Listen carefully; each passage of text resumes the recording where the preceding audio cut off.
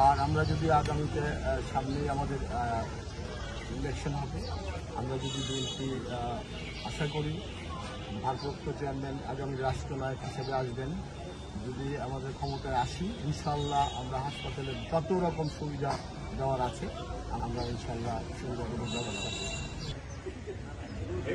করব। কালকে থেকে ড্রেনের লেভেল লাগাই দিবা, যাতে ড্রেনগুলোরে আলাদা আছে।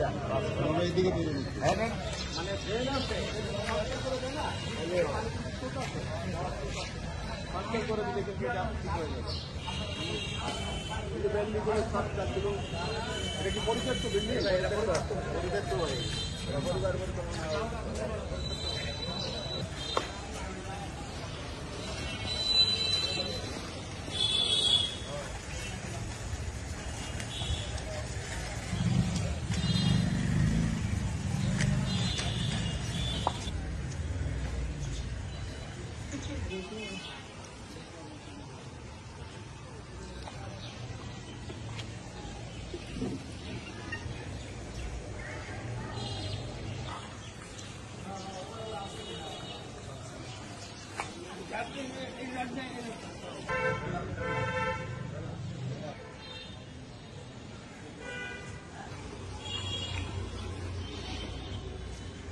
আপনারা জানেন আমরা গত কয়েকদিন যাবৎ গফরগাঁও পৌরসভায় বিভিন্ন সেবামূলক, সংস্কারমূলক, সৌন্দর্য বর্ধনমূলক কাজ করে আসছি।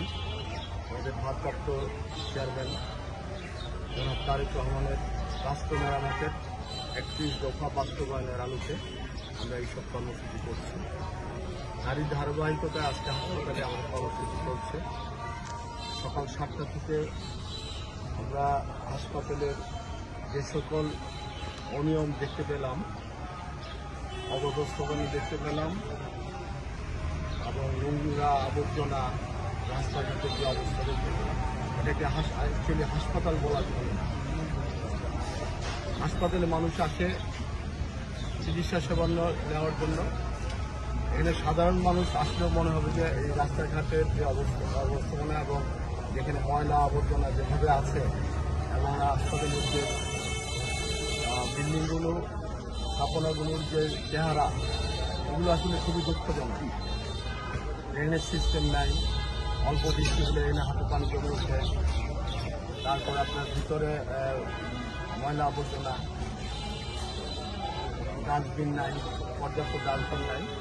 তো আমরা আজকে যে কয়দিনই লাগুক আমরা হাসপাতালে বলছি ক্লিন হাসপাতাল করব। আমাদের স্লোগান, আমাদের নিজেদের সমস্যা নিজেরাই মেটাবো। আমাদের পৌরসভা আমরাই সাজাবো, জনগণের পাশে থাকবো।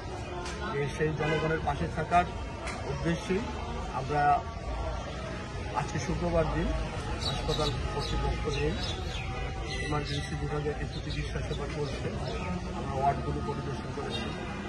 সেখানেও যেসব সুবিধা থাকা উচিত সেই সুবিধাগুলো আমরা দেখতে পাইনি। তো আমরা পরবর্তী সময়ে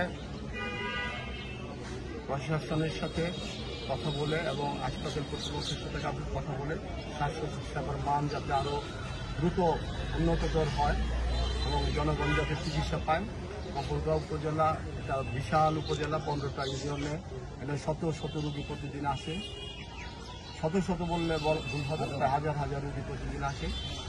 সবাই যে প্রকৃত চিকিৎসা নিয়ে যায় এটা আমরা এই লক্ষণ আমরা দেখতে পেলাম না।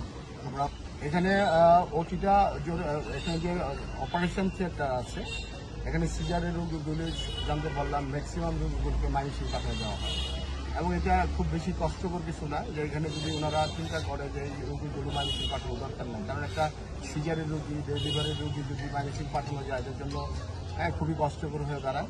আমরা প্রশাসনের কাছে অনুরোধ করব হাসপাতালের প্রশাসন প্লাস আমাদের যে গফরগাঁও প্রশাসন আছে এই দিকগুলোতে নজরদারি জানার জন্য এবং পাশাপাশি আমরাও এখন থেকে বিএনপি পরিবার আমরা সবাই খোঁজ খবর রাখবো।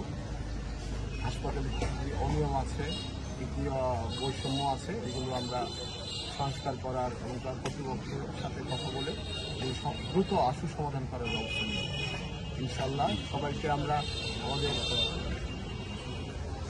গফরগাঁও যতগুলো কতগুলো হাসপাতাল এবং